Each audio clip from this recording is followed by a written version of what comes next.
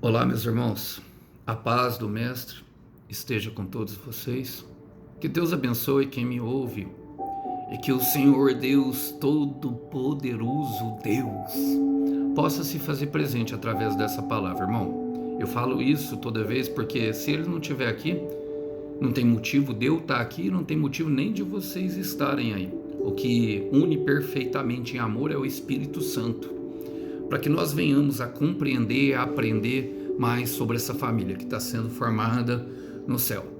E que Ele possa derramar do seu amor, que é poderoso para transformar vidas e salvar e libertar. Vamos lá?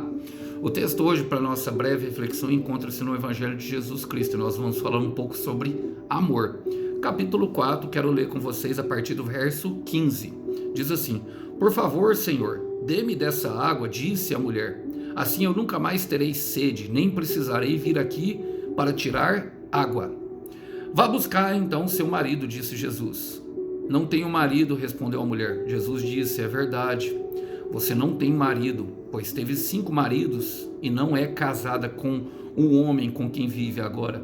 Certamente você disse a verdade. O Senhor deve ser profeta, disse a mulher.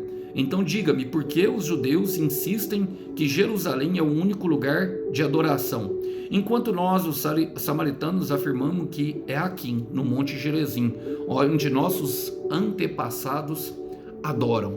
Glória a Deus, irmãos, por essa palavra. Eu creio que vocês já identificaram, é um pequeno trecho, aqui no YouTube nós costumamos falar de cortes, tem uns vídeos que são cortes de grandes pregações, e este é um pequeno trecho da conversa do Senhor Jesus com a mulher do tanque de Samaria. Logo depois dele mostrar que tinha um presente para ela, que se ela a conhecesse, ele teria um presente muito melhor para lhe dar. E ela, no questionamento, na armação dela por causa dos sentimentos, das feridas que ela carregava, logicamente ela se posicionou toda armada com o Senhor Jesus. E ele, numa conversa muito linda, muito também produtiva na questão daquilo que é a salvação e o resgate de uma pessoa, se mostrou ali totalmente disposto a ajudá-la e a concedê-la aquilo que realmente ela vinha procurando. Todos nós, irmão, dentro do nosso ser, temos a busca de algo que só pode ser preenchida por esse aqui, pelo Senhor Jesus. E pensando nisso, eu quero fazer as aplicações pertinentes desse texto. Ela fala: Por favor, Senhor, dê-me dessa água, disse a mulher. Assim eu nunca mais terei sede e precisarei vir aqui para tirar água. A oferta de Jesus pareceu boa, porque ela, pelo que parece, pela expressão, por aquilo que ela falou, já estava cansada de se esconder. Já estava cansada de levar a vida. Ela ia no tanque de Samaria ao meio-dia, justamente por causa da vida que Jesus identificou que ela tinha. Uma vida que trazia bastante sofrimento, tentando dar resposta e ser curada através de relacionamentos. Eu tenho uma plena convicção de que essa mulher era daquelas mulheres que sonhavam com o casamento. E a maioria das mulheres tem esse despertar no coração, irmão. Homens também têm. Não estou aqui, eu gosto de falar que eu não gosto de generalizar. E tem-se cada vez mais, através do sistema implantado no mundo hoje, tentado se desconstruir esse sonho que verdadeiramente é lindo, o sonho de um casamento, o sonho de viver junto com alguém e construir uma família debaixo da proteção do Senhor, debaixo daquilo que verdadeiramente é. Só que a única diferença que essa mulher fazia é que ela fazia com as próprias mãos. E a busca dela por água mostrava justamente, aquela busca terrena, mostrava exatamente o que era a busca espiritual. Ela tentando saciar a sua fome e a sua sede interna em relacionamentos que produziam cada vez mais pecados. E às vezes, irmãos, nós, quando nos deparamos com isso, vamos chegar nesse lugar de pedir, um lugar onde a aflição já toma conta do nosso coração, o sentimento, porque cansamos de errar e chegamos num momento em que entendemos que é perca de tempo caminhar na nossa própria força, e que a verdadeira maturidade implica em topar as condições do Senhor Jesus, ou seja, topar o propósito e o caminho que Ele tem por nós, porque só ali encontraremos plenitude de vida. E essa é a pergunta, por favor, Senhor, me dê dessa água, que referia justamente ao Espírito Santo, o fluir interno, para que assim eu nunca mais teria sede. Precisarei vir aqui para tirar a água. Ou seja, ela disse, seja feita em mim, Senhor, a tua vontade, faz em mim o teu querer. Só que, às vezes, irmão, nós não compreendemos as implicações espirituais de nossos pedidos a Deus. Eu quero repetir, às vezes nós não compreendemos as implicações espirituais de nossos pedidos a Deus. Quero ler com vocês um versículo, Mateus, capítulo 6, versículo 8. Ensinamento do Senhor Jesus aos discípulos, que diz a respeito da oração, fala, não sejam iguais a eles. Lembre-se, o seu Pai Celeste sabe exatamente o que vocês precisam, até mesmo antes que vocês peçam a Ele. E é o que o Senhor Jesus vai discorrer no caminhar do assunto, porque Ele diz, vá buscar o seu marido, disse Jesus, versículo 16. Vá buscar o seu marido, porque, irmão, Jesus vai mexer na ferida. Eu quero repetir, Jesus sempre vai mexer na ferida, irmão. Sempre mesmo, não se engane. Ele precisa mexer, porque aquilo que aquela mulher quer viver, que é um casamento sério, é um casamento santificado, um casamento produzido, e nós precisamos compreender, irmão, nem todo casamento hoje é feito por Deus. Eu digo que a grande maioria dos casamentos que você vê ao seu redor não foi estabelecido por Deus. Um casamento estabelecido por Deus, ele exige pureza, santidade, e principalmente a mulher, ela vai representar a igreja de Cristo, o homem vai representar o próprio Cristo. Então, exige da pessoa devoção, obediência, muita humildade, principalmente pureza de coração. Agora, como arrancar as coisas que estão lá dentro, fora, meu irmão, se ele não mexer na ferida? E esse momento aqui vai doer. Esse momento aqui é onde ele mexe, aonde está sangrando. Aonde ele mexe, aonde ele cutuca que nós, naquele lugar onde nós escondemos a vida toda. Eu falo, irmão, porque ele mexeu em mim. E eu corri, irmão, eu corri muito disso aqui. Muito, muito, muito das feridas, dos abusos sexuais que eu passei, de tudo aquilo que eu passei no passado, de situações onde eu mesmo tinha cometido pecados em decorrência das feridas que estavam abertas e sangrava dentro do meu coração. Rejeição, humilhação, injustiça, tudo isso. Todo escolhido de Deus, irmão, toda pessoa que passa pelo prumo daquele que é escolhido, passou por isso. Tenho convicção do que eu estou falando. Toda pessoa. E ele vai mexer na ferida, ele vai mexer onde está sangrando, irmão. Olha, quero ler com vocês um salmo de Davi. Davi passou por isso também, irmão. Davi não foi diferente, ele claramente tinha uma ferida porque ele mandou Urias para a guerra e teve uma relação sexual com uma mulher casada, Betseba, teve um filho com ela. O problema foi que ele tentou maquiar aquilo, que ele tentou esconder aquilo de toda forma, justamente enviando Urias à frente da guerra. Só que a palavra fala que aquilo foi ruim aos olhos do Senhor. E esse é o grande problema. E por isso ele precisa mexer na ferida. Por quê? Porque senão nós cometemos atos como esse. Um abismo puxa o outro. E quem quer ter uma promessa de Deus aqui, estamos falando de casamento, mas isso é para qualquer área, irmão. Vai precisar passar justamente por essa situação, irmão. Por essa dificuldade aqui, como que eu vou falar, irmão? Por essa situação de querer limpar o coração. Aqui começa o processo de pureza do coração. Ele fala em Salmo 51, versículo 14. Ó Deus, Deus da minha salvação, livre-me da culpa dos crimes de sangue. Eu creio que ele está remetendo justamente a Urias. Então cantarei louvores ao Senhor. Irmão, por que ele não pode cantar? Por que ele fala só então? Porque o coração está pesado, irmão. Porque está cheio. A psicologia diz que nós devemos botar para fora. Muitas pessoas, irmão, quando são feridas, quando são machucadas, e essa era uma ação que nós víamos de muitos, por exemplo, que Satanás agia ali daqueles que Jesus curava, dos endemoniados, que era justamente tocar os ouvidos e a boca. Jesus faz isso muitas vezes, irmão, porque Satanás impedia as pessoas de falar. A palavra fala que nas guerras anteriores, e isso é uma implicação espiritual, que o inimigo se colocava na porta do lavandeiro. A porta do lavandeiro tipifica justamente a boca do homem, daquilo que é para fazer a limpeza do coração.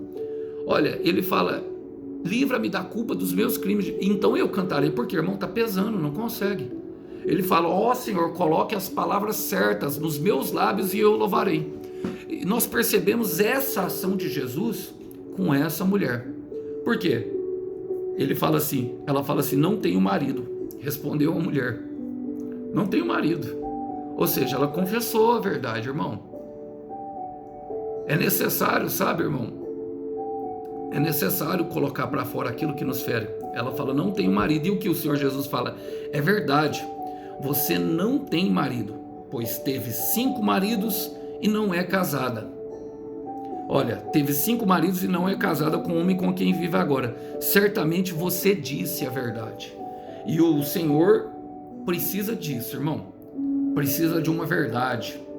E é por isso que eu sempre uso uma frase, irmão, e não é de maneira pejorativa. Eu sei que ela mexe muito com as pessoas, e muitas pessoas ficam irritadas quando eu falo que é muito fácil olhar no espelho. O difícil é se enxergar. Porque será necessário, irmão, a pureza de coração.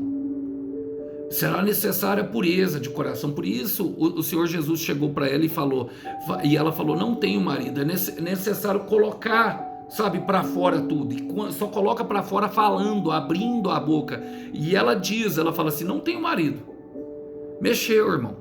Mexeu no ego dela. Mateus 5:8 diz que bem-aventurados são aqueles que são puros de coração, porque esses verão a Deus. Somente esses verão a Deus, irmão. E isso é um processo. Isso é algo que virá, irmão, justamente com o decorrer. Aquela mulher, ela começou a conversar, ela entendeu que o Senhor agia com misericórdia. O Senhor Jesus despiu de todos os julgamentos. Ele não julgou, irmão. Vale aqui lembrar que o Senhor Jesus era um homem, e que essa mulher tinha um problema com o homem, e que Jesus era jovem, e ele, hora nenhuma, irmão, hora nenhuma, ele quis, sabe, abusar dela. Aquela mulher, provavelmente, irmão, deveria ter muitas feridas no passado dela. Por quê, irmão? Porque só através da pureza, da purificação de coração, que nós conseguimos, de fato, irmão, ter uma vida devocional ativa, na qual nós possamos caminhar em propósito com Deus. Muitas pessoas chegam à igreja e saem da igreja porque, irmão, porque encontram com a religião. E a religião, o que acontece com ela? Ela produz mais ferido, porque a religião, ela é carregada de muito julgamento, de muitos dedos apontados. Irmão, não estou dizendo que não deve ir na igreja, não. Deve ir na igreja, irmão. Mas é necessário termos sabedoria e conseguirmos identificar as pessoas que são capazes de nos ajudar. Olha, eu falo isso e muitas pessoas não gostam que eu falo, mas a maioria das igrejas não estão preparadas para lidar com uma pessoa como essa aqui, por exemplo. Por isso ela está lá no tanque de Samaria. Por isso ela não congrega. Por isso, sabe, ela foi para o deserto. Por isso, irmão. Por quê? Em Salmo 24, no versículo 3 e 4, diz o seguinte: quem será capaz de subir ao monte do Senhor? Quem será capaz de entrar no seu santo lugar? Somente os que têm a mão limpa e o coração puro, que não se volta para a mentira e nem jura falsamente.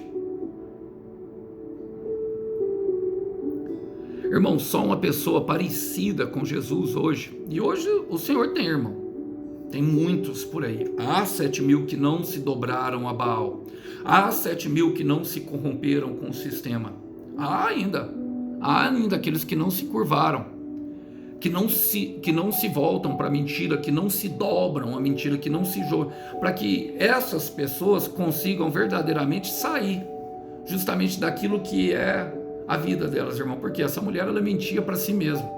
Agora o próximo marido vai dar certo. Muitos nem conseguem, meu irmão. Muitas mulheres e muitos homens nem conseguem mais desejar ter mais um relacionamento, ver um casamento verdadeiramente santo e puro como uma dádiva divina.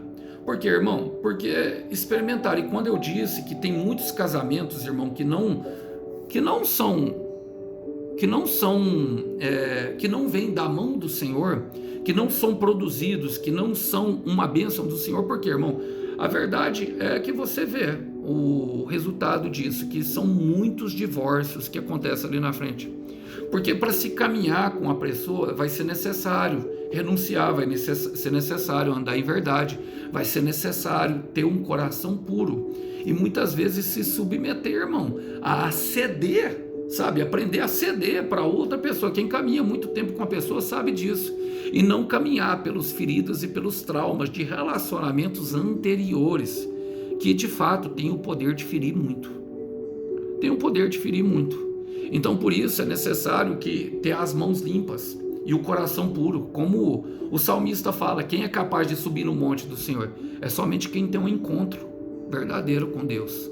E aqui nós precisamos compreender isso, que a pureza de coração, ela não está relacionada, irmão, justamente a uma vida sem pecado, não, mas sim a capacidade de dizer a verdade, de conseguir confrontar o seu passado e as implicações que eles trazem para o nosso futuro, se nós não abrirmos a boca e não colocarmos para fora tudo que nos machuca. Por isso que o Senhor Jesus primeiro foi na ferida dela, por esse fato, irmão. Olha, ele fala, pois teve 5 maridos e não é casada com o homem que vive agora. Certamente você disse a verdade. E Jesus sabe onde precisa ser tratado em cada um de nós, irmão. É Ele que sabe. Em Marcos capítulo 2, versículo 17, fala que o médico não veio para aqueles que estão sãos. Ele veio para os que estão doentes. Jesus não veio chamar justos, mas pecadores ao arrependimento. E esse versículo, eu até ministrei ele nessas pequenas reflexões que eu tenho colocado na parte da tarde, na parte da madrugada, para aqueles que têm buscado na madrugada e para aqueles que precisam de um alimento a mais. O Senhor me impeliu justamente porque eu creio que tem pessoas que têm precisado de um pouco mais de alimento, que querem se purificar, porque as implicações que eu falei do começo dessa pregação, que essa mulher era justamente um caminho de pureza, o caminho de purificação, meu irmão. Caminho de purificação, minha irmã, aquele caminho a qual o nosso coração se tornará automaticamente mais leve e que nós poderemos desempenhar o propósito para que Deus nos criou. E é só quem reconhece que precisa de médico, irmão, quem se coloca ali na sala de espera, quem sabe que está doente, é quem sabe que precisa. Por quê?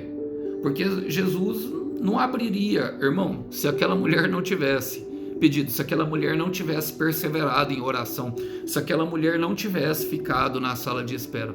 E talvez por causa da dor dela. Por quê? Porque ali nos leva ao conhecimento de Deus. Ele se colocou como médico para ela. Se colocou como um médico. Por quê?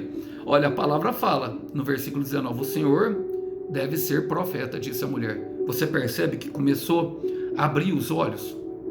Quando nós começamos a conversar com Deus e a caminhar pela palavra, irmão, é inevitável. Os olhos começam a se abrir, porque Jesus tocou em partes que, por ela nunca ter visto ele sabia que era algo que vinha da parte de Deus. Aquela mulher estava ligada ainda ao Antigo Testamento, e um profeta falava em nome do Senhor. Então ela tinha a ciência que foi estabelecida uma conexão entre céu e terra ali. Ela sabia, irmão. Ela sabia, sim. Olha, os olhos começam a se abrir. Os olhos começam a se abrir. E nesse momento que os olhos começam a se abrir, o que acontece, irmão? Nós começamos a aperfeiçoar o nosso conhecimento da nossa sacralidade, daquilo que é sagrado, irmão. E o que seria a sacralidade? A sacralidade seria justamente a capacidade de se enxergar como realmente é e desempenhar, ou seja, viver sem medo de julgamentos exteriores, sem medo de ser exatamente quem Deus te criou para ser. E o sagrado de cada pessoa, irmão, eu tenho o meu, ele é de acordo com a vida devocional, de oração e de entrega, mas não tem a ver, irmão, com a quanto nós podemos fazer.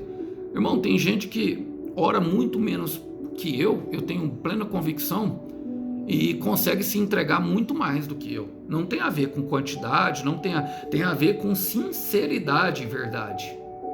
E olha, vamos ler um versículo que está quero ler com vocês, Marcos, capítulo 8, versículo 23 e 24, que fala justamente de Jesus, da cura de um cego. Esse cego, irmão, o Senhor Jesus trabalhou na fé dele, porque fala assim, Jesus tomou o cego pela mão e o levou para fora da aldeia, cuspiu nos olhos do homem e pôs as mãos sobre ele.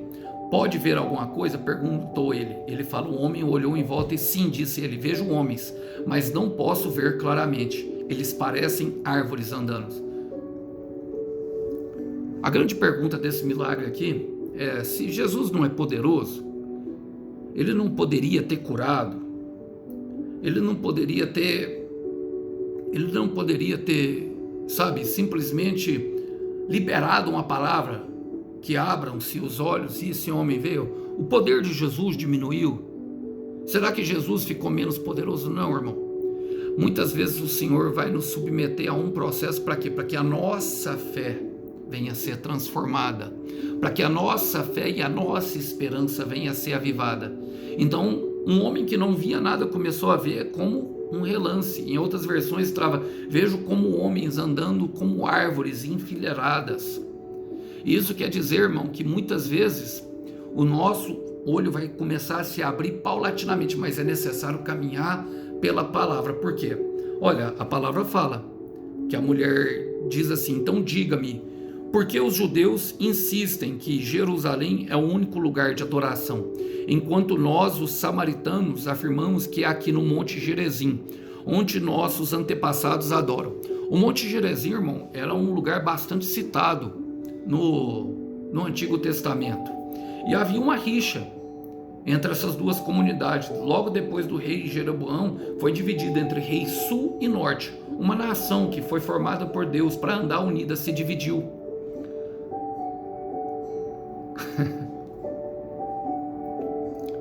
É o diabo, irmão, que causa divisão. Por quê, irmão? Porque precisava ser corrigida ainda naquela mulher, ela precisava continuar a ficar falando. Por isso eu trouxe essa passagem do cego, porque muitas vezes o Senhor não fará de uma vez. Muitas vezes será paulatinamente, porque todo pensamento e conceito equivocado serão corrigidos para que nós venhamos a viver verdadeiramente a promessa. A resposta de Jesus é simples, ele fala, Jesus respondeu, creia em mim, mulher. Porque Jesus é a palavra encarnada. Em Jesus está o sim e o amém para todas as coisas. E em Jesus é que nós vivemos o nosso propósito. Em Jesus, irmão. Em Jesus. Somente nele. O batismo tem em nome dele. O que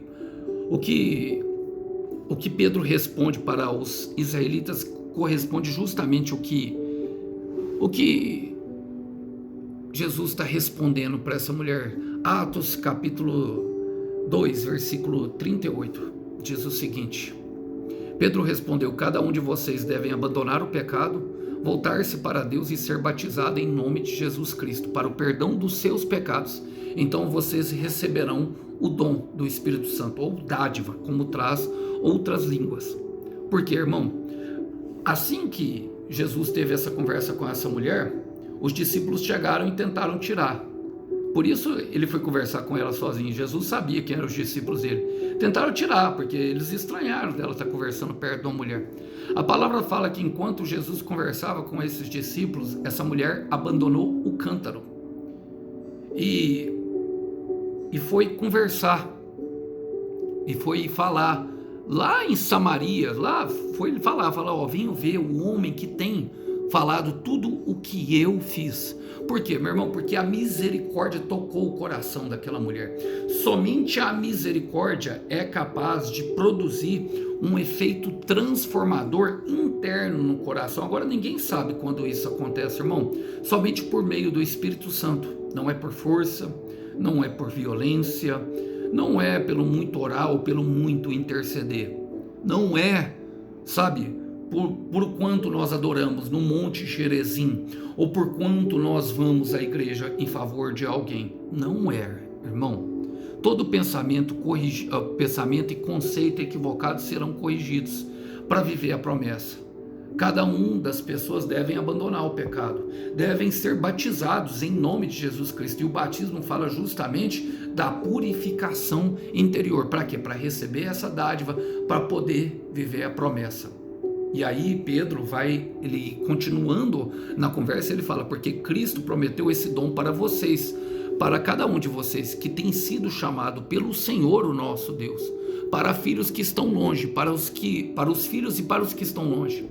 E aqui nós precisamos entender o que Pedro está falando, porque são os que são chamados por Deus. É um chamamento interno, é algo interior, é algo que acontece, irmão, a partir do momento que a pessoa entende que há bondade e misericórdia, e somente ela pode produzir justamente essa pureza de coração que nós tanto procuramos, que torna a nossa vida mais leve.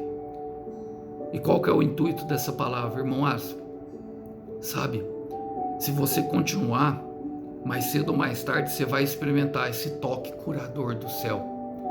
Abandonar o cântaro, para que você possa caminhar em propósito, para que todos nós possamos caminhar no propósito que tem a ver justamente com o nome, que é levantar o nome. Quando nós caminhamos, quando nós abandonamos os nossos velhos conceitos, ela abandonar o cântaro, irmão, implica justamente isso. Ela foi lá aonde era o lugar da vergonha dela e trouxe aquela cidade inteira para Jesus. Aquela cidade, quando chegou de frente para Jesus, falou assim, ó, nós cremos porque ouvimos você falar. Agora nós cremos porque nós temos ouvido ele falar. E é justamente isso. Ninguém sabe quando acontece, ninguém sabe o que acontece no interior da pessoa, mas está assim, associado à misericórdia. E isso só pode ser despertado para pessoas que têm fome e sede de justiça. E eu espero que essa palavra possa trazer esse entendimento, porque todo pensamento e conceito equivocado serão corrigidos, a fim de que nós possamos viver a promessa. Que os irmãos possam ficar com essa breve palavra, lembrando, só continue orando, continue intercedendo, não é pelo muito, mas tem resultado sim. Que Deus abençoe os irmãos, que os irmãos possam ficar na paz do Mestre. Tchau, tchau.